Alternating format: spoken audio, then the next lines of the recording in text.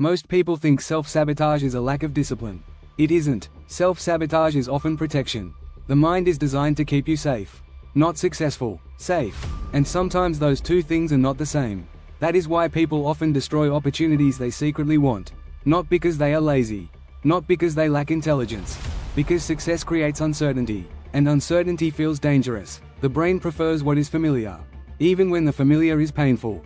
That is why people stay in situations they complain about every day. Bad habits, unhealthy relationships, jobs they hate. The familiar feels predictable. And predictable feels safe. Psychologically, the unknown often feels more threatening than the known. Even when the known is making life worse. This creates a hidden conflict. Part of you wants growth. Another part wants safety.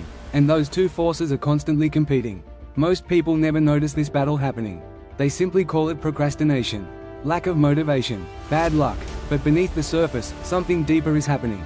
The mind is trying to avoid risk. The problem is that growth always contains risk. Every meaningful change requires uncertainty. Every improvement requires discomfort. Every opportunity requires action before certainty exists. And certainty rarely comes first. That is why self-sabotage often appears right before progress. A person decides to change. Then suddenly loses focus, creates excuses, finds distractions, waits for the perfect moment. The behavior looks irrational, but psychologically, it makes sense. Because the brain is protecting the current identity. Even if that identity is limiting, humans become attached to who they believe they are. And real change threatens that identity. If someone believes they are unsuccessful, success creates psychological tension. If someone believes they are not capable, achievement creates psychological tension. The mind often chooses consistency over growth. Because consistency feels safer. That is why awareness matters. You cannot change a pattern you cannot see.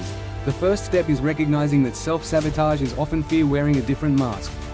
Not fear of failure, fear of change, fear of uncertainty, fear of becoming someone unfamiliar.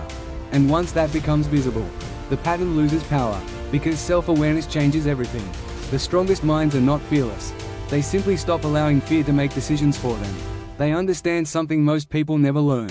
Growth begins where certainty ends. And the life you want is often waiting on the other side of the thing you keep avoiding.